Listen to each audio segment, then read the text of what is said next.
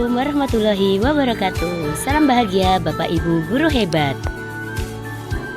Perkenalkan, saya Erviana Pramitasari, CGP Angkatan 10 dari SD Negeri Kalasan 1, Kabupaten Sleman.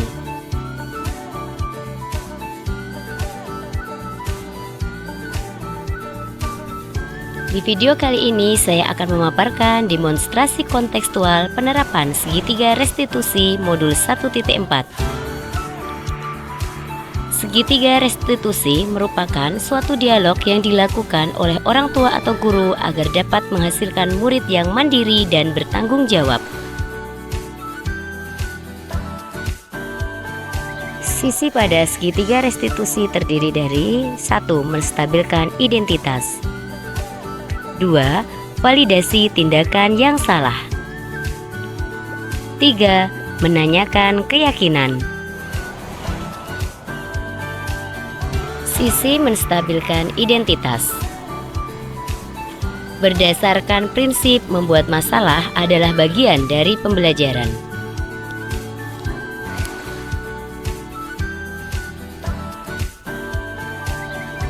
Menggeser identitas gagal ke identitas sukses.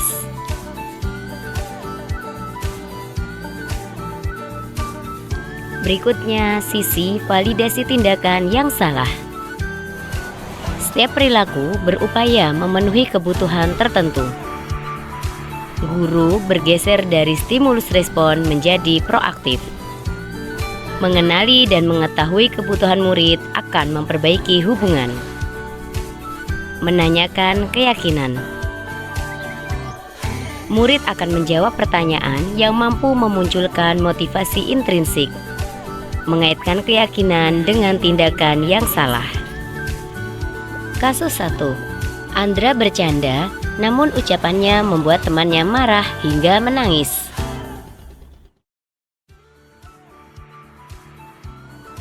Siang Mas Andra. Siang Berti. Ya, maaf ya, Bu Guru mau mengambil waktunya sebentar. Ya Bu. Tadi Bu Guru dapat laporan, katanya Mas Andra mengganggu Mbak Cantika sampai Mbak Cantika menangis. Benar tidak? Iya Bu, iseng. Loh, kok iseng? Awalnya pas jam istirahat kita dan teman-teman itu bermain tebak-tebakan Bu. Tebak-tebakan hewan, benda gitu Bu. Seru banget Bu pokoknya. Wah, seru banget ya. Pasti semua tertawa saat itu. Ya Bu, semua tertawa karena tebak-tebakan saya lucu. Mas Andra senang saat itu? Ya Bu, teman-teman menunggu tebak-tebakan dari saya pokoknya. Terus kenapa Mbak Cantika menangis? Nah gini Bu, kan saya ngasih tebak-tebakan tuh Bu. Nah, saya ngasih tebak-tebakan selamat. Ayo, nama bapak siapa itu selamat?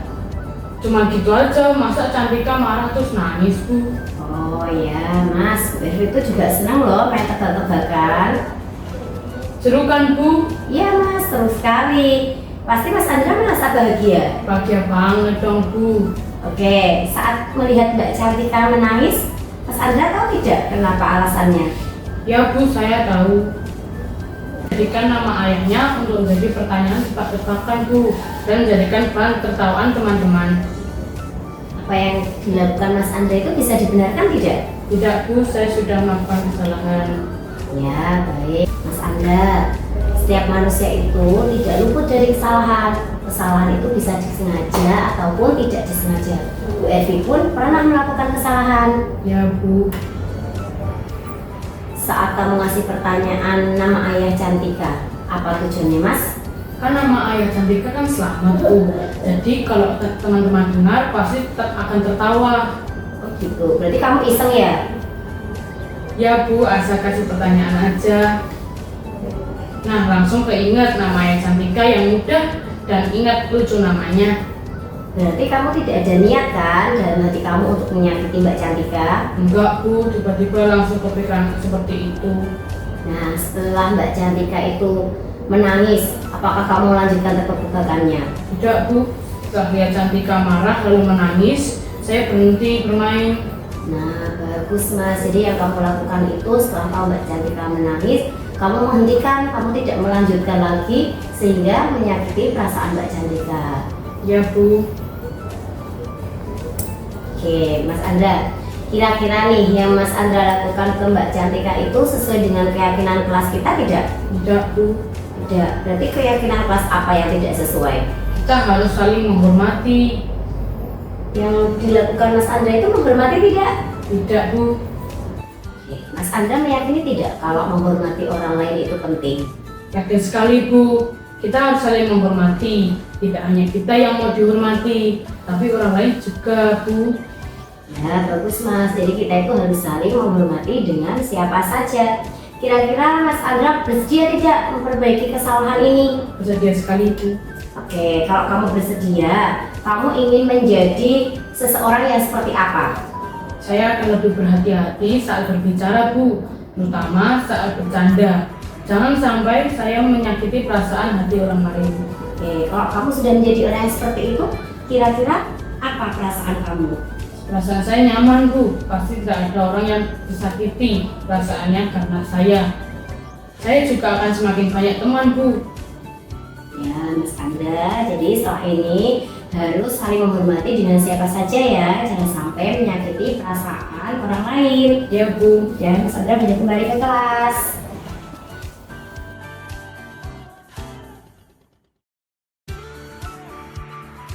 Nama saya Andra, saya dari kelas 6A. Setelah saya berdiskusi dengan Bu Ervi, saya merasa senang. Saya tidak merasa dimarahi karena kesalahan saya. Bu Ervi menanyakan apa kesalahan saya yang setelah saya lakukan dan meminta saya memikirkan cara untuk memperbaikinya. Setelah ini, saya akan berusaha menghormati orang lain dan tidak menyakiti perasaannya. Kasus kedua, Davin terlambat masuk ke kelas setelah jam istirahat pertama karena terlalu asik bermain bola di lapangan.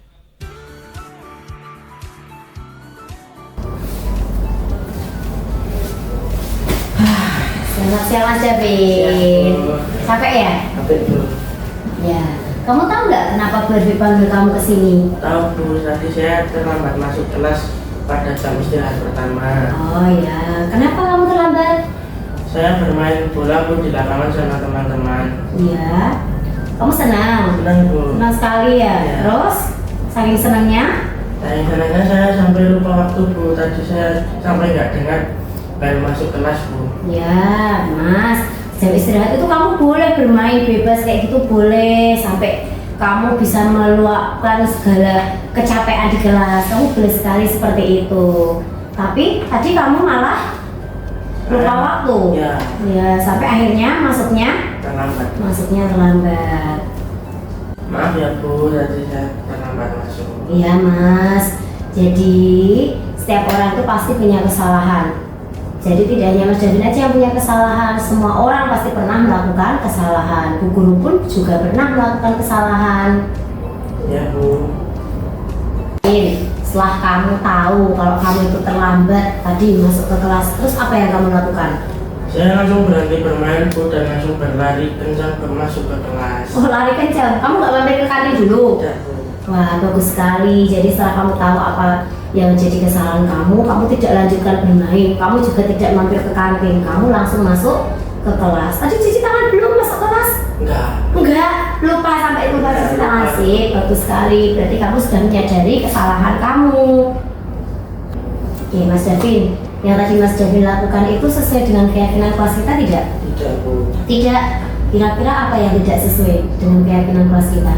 Tidak tepat waktu Bu. Ya, tidak tepat waktu. Berarti Mas Davin tadi tepat waktu tidak tepat waktu ya. Oke, berarti Mas Davin meyakini kalau tadi tidak tepat waktu. Mas Davin yakin tidak kalau tepat waktu itu penting? Yakin sekali Bu, kita harus selalu tepat waktu. Iya, kalau kita tepat waktu kita akan melakukan segala sesuatu tidak tergesa-gesa. Terus Mas Davin kira-kira mau memperbaiki ini tidak? Iya, memperbaiki. Kalau mau Mas Davin memperbaiki, kira-kira Mas Davin ingin jadi seseorang yang seperti apa? Menjadi orang yang tepat waktu dan memanfaatkan waktu sebaik-baiknya Bu, dan tidak bermain sampai lupa waktu. Ya, kalau kamu sudah menjadi orang yang seperti itu, kira-kira yang akan kamu rasakan apa Mas? Pasti nyaman rasanya Bu. Mm-hmm. Saya tidak akan terburu-buru rasanya.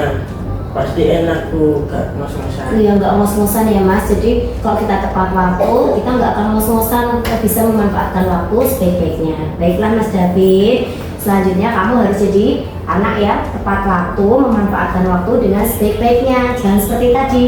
Oke? Yaudah, sekarang silahkan kamu kembali ke kelas. Oke, Bu.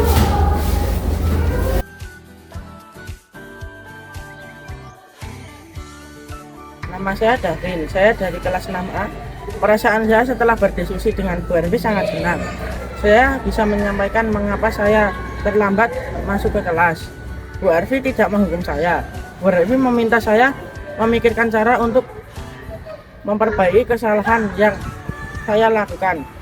Saya akan berubah menjadi seseorang yang selalu tepat waktu dan memanfaatkan waktu yang saya miliki sebaik-baiknya.